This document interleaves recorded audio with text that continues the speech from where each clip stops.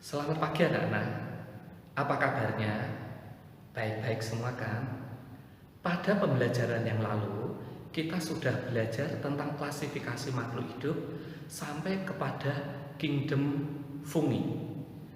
Untuk pembelajaran kali ini, kita akan belajar tentang kingdom plantae dan animalia. Apa saja yang akan kita pelajari tentang kingdom plantae dan animalia? Untuk itu, perhatikan penjelasan berikut. Tujuan pembelajaran klasifikasi makhluk hidup ini adalah yang pertama, menjelaskan kingdom plantae atau tumbuhan. Yang kedua, menjelaskan kingdom animalia atau hewan. Baik, kita bahas kingdom plantae atau tumbuhan terlebih dahulu. Pada kingdom plantae dikelompokkan ke dalam 3 divisio. Yang pertama, lumut atau Bryophyta. Yang kedua, paku-pakuan atau Pteridophyta. Yang ketiga, tumbuhan berbiji atau Spermatophyta. Dari 3 divisio ini kita bahas satu persatu. Yang pertama, lumut atau Bryophyta. Ciri-ciri tumbuhan lumut, yang pertama, tidak memiliki akar, batang, dan daun sejati. Yang kedua, tidak memiliki berkas pembuluh pengangkut atau xilem dan floem. Yang ketiga, hidup di tempat lembab. Yang keempat, berkembang biak secara vegetatif dan generatif. Yang kelima, berklorofil. Contoh jenis lumut, ada lumut daun, ada lumut hati, maupun lumut tanduk. Yang kedua, paku-pakuan atau Pteridophyta. Ciri-ciri tumbuhan paku, yang pertama, memiliki akar, batang, dan daun sejati. Yang kedua, memiliki berkas pembuluh pengangkut atau xilem floem. Yang ketiga, daun yang masih muda menggulung. Yang keempat, berkembang biak secara bergiliran, seksual dan aseksual. Yang kelima, berklorofil. Contoh jenis paku-pakuan, ada paku sejati, paku purba, paku ekor kuda, maupun paku kawat. Yang ketiga, tumbuhan berbiji atau Spermatophyta. Pada tumbuhan berbiji dikelompokkan menjadi 2, yaitu yang pertama, gymnospermae atau tumbuhan berbiji terbuka. Yang kedua, angiospermae atau tumbuhan berbiji tertutup. Dari 2 kelompok tumbuhan berbiji ini, kita bahas satu persatu. Yang pertama, kita bahas tumbuhan berbiji terbuka atau gymnospermae.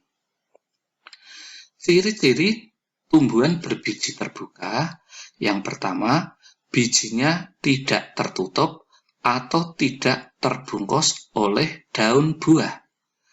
Yang kedua, alat reproduksi berupa strobilus. Yang ketiga, batang besar dan berkambium. Yang keempat, berakar tunggang dan serabut. Yang kelima, pembuahan tunggal. Yang keenam, daun selalu hijau, sempit, tebal, dan kaku. Contoh tumbuhan berbiji terbuka, misalnya juniper, cemara, pinus, melinjo. Sekarang kita bahas tumbuhan berbiji tertutup atau angiospermae.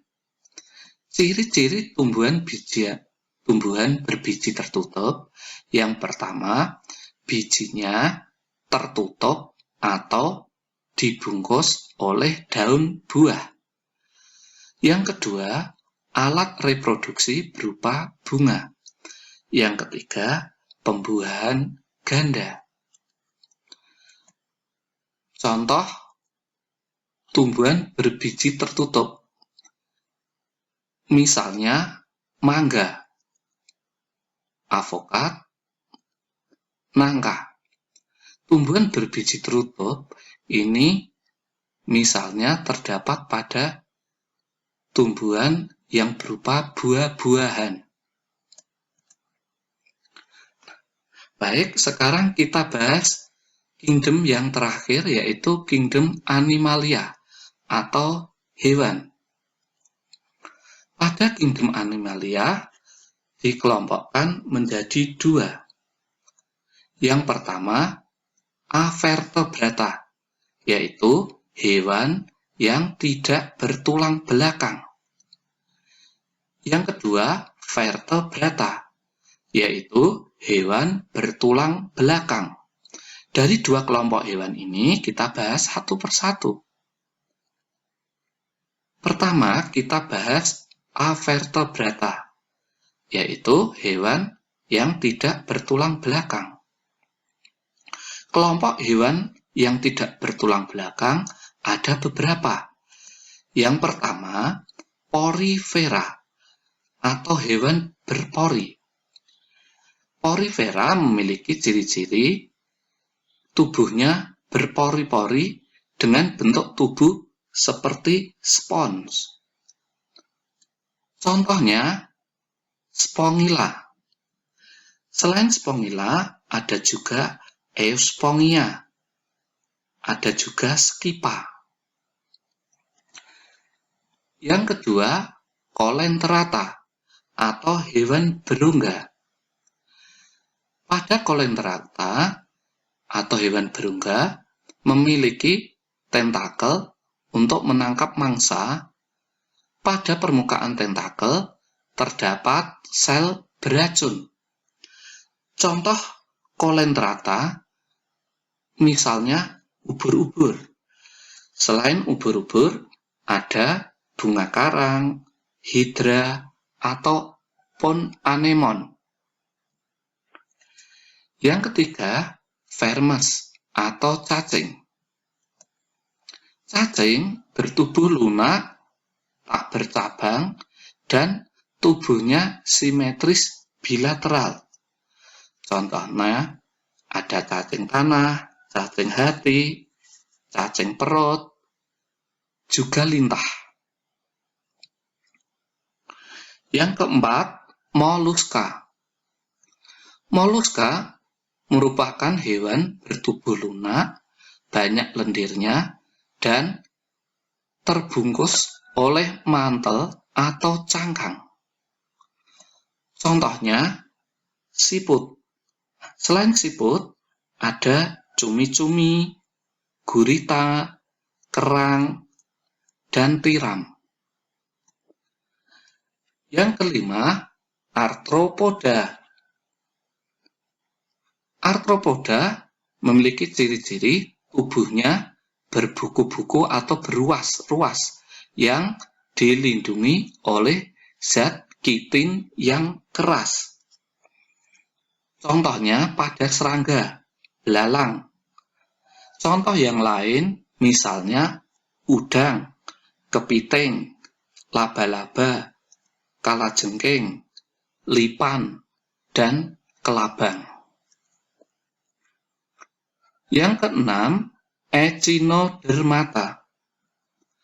Echinodermata merupakan hewan yang tubuhnya diselimuti duri dan terdapat lempengan zat kapur atau zat kitin yang keras.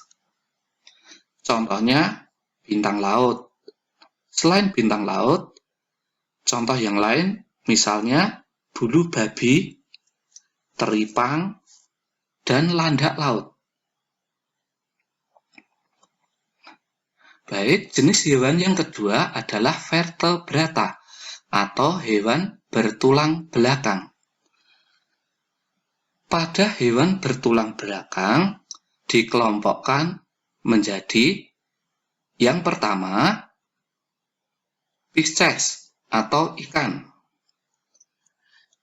Yang kedua, amfibia atau hewan yang mampu hidup pada darat dan di air. Contohnya katak. Yang ketiga, reptilia atau hewan merayap. Contohnya kadal, buaya, ular. Yang keempat, aves atau unggas. Contohnya jenis-jenis burung dan juga ada ayam, bebek, angsa. Yang kelima, mamalia. Mamalia merupakan hewan yang beranak dan memiliki kelenjar susu. Contohnya ada sapi, ada kambing, kerbau. Demikian, kita sudah belajar tentang kingdom Plantae dan kingdom Animalia. Untuk lebih lengkapnya, anak-anak bisa membaca modul ataupun buku yang sudah dibagikan. Demikian, tetap semangat belajar, jaga kesehatan, Tuhan memberkati. Ingat, patuhi dan jadikan kebiasaan.